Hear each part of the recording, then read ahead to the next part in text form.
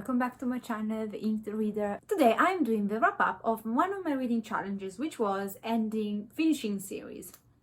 So I am notoriously horrible, as many of us are, at finishing series. So I would start them and then never pick up the next book, or maybe read 2 books and then never finish the third or the fourth or whatever. So this year I pushed myself through to finish at least 10 series. Did I finish 10 series? So I finished technically during this challenge, I finished 8 series. Why I didn't finish 10 though is because I DNF'd 2 of them. And that's the only reason, otherwise I would have gone through 10. Before I start, I decided to go on my Goodreads and do a checkup of where I was standing with series. So I've been using Goodreads since 2016, more or less. So that's when I started recording things. Keep in mind, I have read all my life, so this is not exhaustive list, but it's been pretty accurate for the last 5 years of my life, if you want. So as of now, so as I'm filming this at the beginning of December 2021, on my Goodreads, I've officially finished 29 series. Series that I'm in the middle of are 87, and series that I gave up on, so series I started but I will never, likelihood finish, are 19. So as you can see from here, 87 is a lot of series, but I would have been 97 if it wasn't for this reading challenge. And I was able to take 10 out of that list, which is, it's not gonna cut it, because there are so many more to finish, but it's not too bad, considering that some of these series are ongoing anyway, so I would not be able to finish them. I talked about the synopsis and gave you more information about my thoughts and feelings about this book in each month wrap-up. So if you're particularly interested in any of these books or want to hear all my thoughts on them, I do encourage you to go back to my previous videos and check them out. But on here, I'm going to try and keep these as brief as possible, and I'm going to go in order, so from the least liked to the one I liked the most. Before I start though, I need to premise that unfortunately, overall, this was a disappointing reading challenge. I don't know if that's a general pattern or it has been just my unlucky year when it comes down to series, but none of these books got 5 stars. And I tend to not very much like the last book in a series. Overall, there were some exceptions, but in the challenge, so in the 10 prompts I had, I was a bit unlucky. If I have to combine all of them together, the average rating would be around 3 stars, which is very low. I did enjoy some of them, but I didn't love any of them. So yeah, overall, a bit of a disappointing outcome of this reading challenge, but I'm still glad I went through it. So number 10 and number 9 are interchangeable for the only reason that I DNF'd both of them. So I put at number 10 Eternal Dawn, which is a trilogy, and it's a YA trilogy about this woman who is actually a vampire and she's kind of a bad guy, and then she has, for a series of events, have to attend this school among humans, and then she kind of starts changing and starting to appreciate humans again, and their back history, and the human that now she meets, the new love interest, and so forth. I absolutely loved back in the days the first 2 books. I read them though when I was 15, and nowadays I am struggling with some YA, some formats of YA, and when it's a fantasy like this with a romance in it, I kind of struggle a tiny bit more sometimes, especially if I know where this is going. So I started this book and I was like, I already know where this is going, I can already predict how this is gonna end, and I'm just not interested anymore, and I don't want to push myself through any book just because I got so many to read. So I DNF'd it. It's not necessarily a bad series though. I think it's more a series where you could, if you're in the right target for age and you like these kind of stories, and again, I do recommend, my 16 years old would recommend definitely the first one, at least in the second one, you could enjoy this. It wasn't for me, DNF'd. The second DNF, so number 9, would be a bit more upsetting overall, and this is Midnight Sun. So this is Twilight. This is Twilight retold from Edward's point of view. And when I acquired the book, I noticed that Twilight became Twilight, and I was like, I was already not very much sold on this idea. I never like when they redo the same book just from a different perspective. I just honestly think it's such a dumb money grabber idea. I'm sorry, this might be an unpopular opinion, it's just my opinion, but I never liked it. But it was Twilight. Twilight is a book I absolutely loved when I was 16, 17 years old, so I decided to stand by it, and I bought these, and then I started these, and it was exactly like Twilight, just longer, and I became bored. And then I decided that I had put Twilight on a pedestal when I was 17, and if I had ever to revisit or relive the story and the emotions that went with it, I would just pick up Twilight again.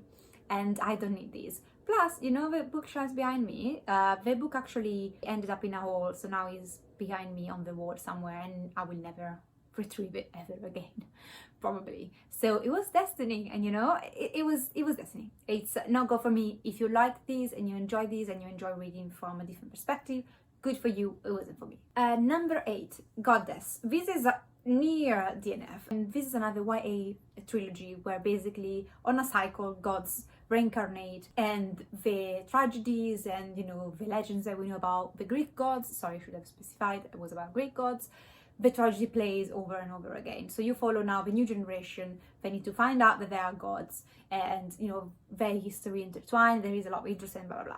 And I didn't like this. I gave it 2 stars. It had potential. I like anything that has to do with Greek mythology, but the fact that, okay, I like the idea of anything that has to do with Greek mythology doesn't mean that I like everything that then executed that has a plot based on or character based on Greek mythology. This was exactly this case where I didn't like the execution of the plot. I didn't like the writing. It was a very shallow, predictable, just kind of dry read for me, and very cringy at the same time. So yeah, 2 stars. I pushed myself through this. Maybe I shouldn't have, but yeah, it has already gone, the book. It was those books that were very much me liking them were probably a product of my age at the time and the time. So me, 15 years old, would appreciate these. And now we didn't stand the test of time. I was expecting this, so I'm not too much surprised. Number 7, The Tattooed Heart. This is just a duology and has an interesting premise. So in the first book, you have this girl that, as a result of her bullying, a girl commits suicide. So she is the bully. She is then punished, but the way she's punished, that she now had to become kind of a helper of this deity that goes around and punish people that commit wrongs against others. And the way the punishment is formed is through a kind of a choice game that they can choose what they want to do. And so you have her going around with this deity and punishing people, and at the same time trying to redeem herself. I really enjoyed the first book. It was a solid 4 stars. And now the second one, although I did like some parts of the plot, and it was definitely less predictable at times, another YA, it did still by the end fall through. It did still follow at the end the format I was expecting. So it was solid 3 stars, nothing more, nothing less. I don't remember much of it, and I probably already got rid of it.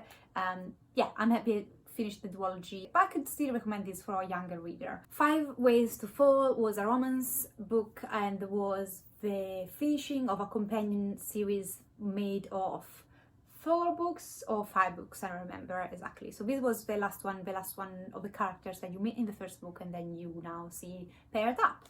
I like K.A. Tucker writing, however I do not read romance, so keep that in mind, that my rating, which was 3.5 stars, might be also related to me in general not enjoying romance anymore, as of now. Basically, might go back to it maybe one day. I used to read a lot.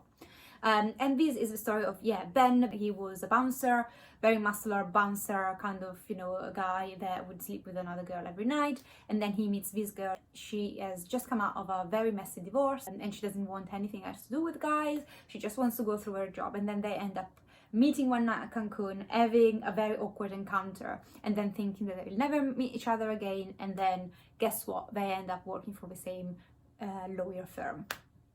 So yeah, I like the banter between the characters. I did like the writing, as I said. It was just what it was. 3.5 stars, it was okay.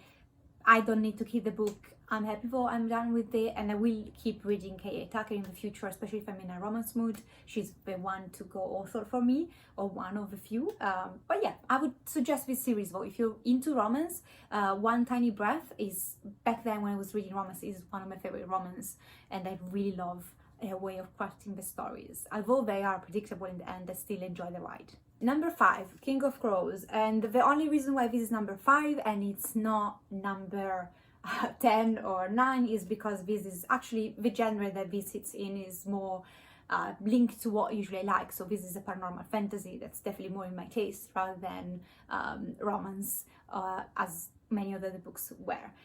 This is the final book in a quartet. The first one is The Diviner. It's a very popular book. It takes place in New York in the 1920s. You find a bunch of characters with supernatural kind of diviner power that can read objects, heal people and all of that, and then you follow them going through each book to for like kind of a murder mystery that's linked to the paranormal. And at the end of this book, though, you have an overarching plot that has been developing for the last 3 books that all come to fruition in the 4th book.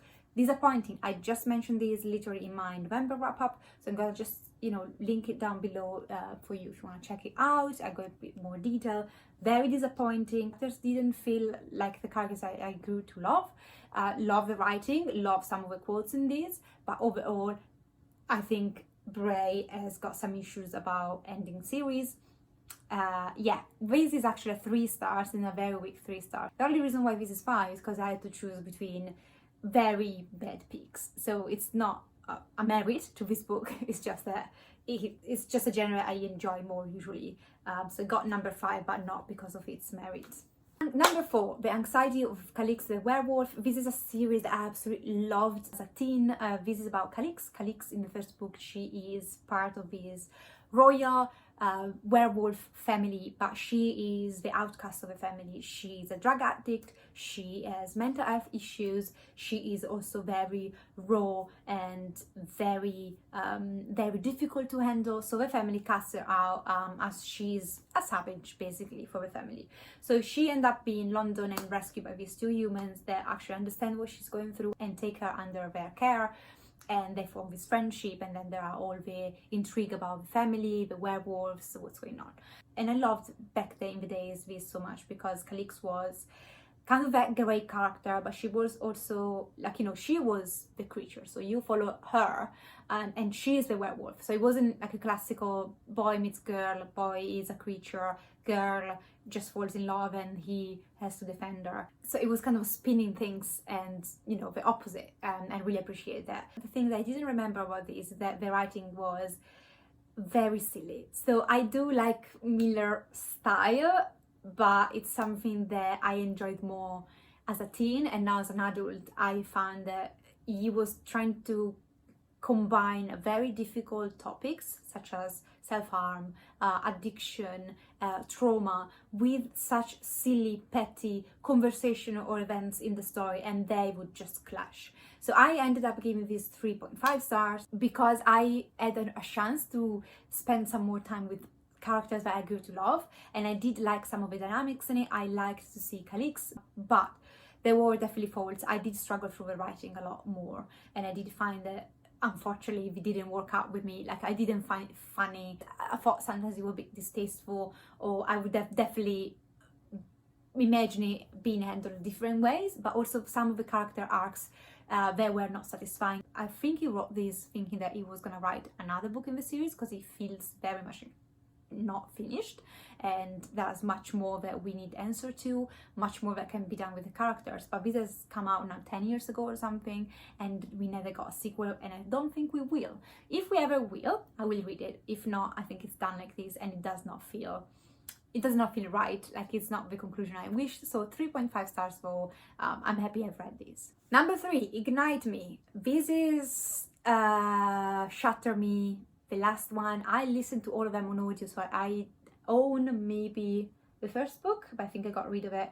I wasn't sold for the first 2 books, and then the third one got me more interested enough to continue on. Probably not, because I heard very bad things about the other books that have come out more recently, so I might not continue on with this. But I did enjoy the third one more than I enjoyed the first 2 books, and I finally started seeing what was all the hype about, the love interest in this. I just wished, and that's I still remember, I've read this at the beginning of the month and I still remember his feedback on how in YA I wish that sometimes someone can change her minds about who she loves or who she wants to be with without villainizing the first guy that she was with. So I wish that was handled differently, but I definitely see more of the hype about the final couple, if you want, without giving any spoilers about everybody knows about this. Anyway, 3.5 stars again. Definitely a book that redeemed the series enough for me to say I'm happy I read it, that's done, I'm probably not going to continue on. And that's why, although it's an ongoing series, I consider this as a finished series, because it is for me. just accept it, okay? I consider this a finished series. Number 2, Ruin and Rising. So I pushed myself to read the last book. Again, listen to this on audiobook, I believe, because I couldn't find the copy that matched my other 2 books. Still on the lookout for that. So I listened to this on audiobook, and I didn't love the first 2 books. Same thing as with Ignite Me, but I wanted to watch Shadow and Bone on Netflix because of all the hype got to me. So I decided to finish the series and then watch the TV show. And I'm actually very glad that I finished this series. I like the 3rd book more than all the other books, probably more than the first 2 books combined. I was never bothered by the final couple. I was spoiled back in the day, so I already knew what was happening in here.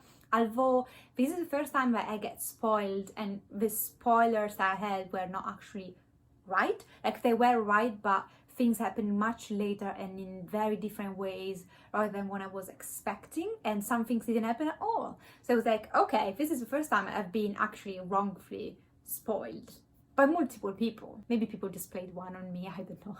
But I was happy because I was like, oh, I already know what's happening. I was like, yeah, let me listen to these just because I can listen to it. I don't have, probably would not have read it physically. And actually I was so surprised. It's like, none of what's been spoiled to me is actually happening, or if it's happening, it's very different. And I absolutely liked it. I liked the ending, was very satisfied. I will continue on with 6 of Crows and blah blah blah, but I do consider these as a trilogy in itself, and this is concluded. 4.5 stars, which is very, very, very high. I consider my lower expectation, and yeah, happy. I will continue watching the TV show eventually. And number 1, we have Dark Dawn. This is the last book in a trilogy by Jay Kristoff. It's about Mia Corvere. Her family is betrayed when she was just a child, and she wants revenge, and she goes to a school for assassin. Really enjoyed the first book, like the second book enough. This 3rd one, final one, was okay. However, I gave this 4 stars, so I actually rated this less than I rated Ruin and Rising, and I've got good justification for it though, I think. So overall, as a series, I loved Nevernight more than I loved Ruin and Rising. So the emotional attachment that came with this was just higher than it was with Ruin and Rising. However, my satisfaction with the plot just in the 3rd book was less than my satisfaction with what happens in Ruin and Rising. I know this is a very unpopular opinion, and again, I did like this book. It wasn't just as good as I was expecting, and Mia's story and the ending was just satisfying, but not to the extent I was expecting.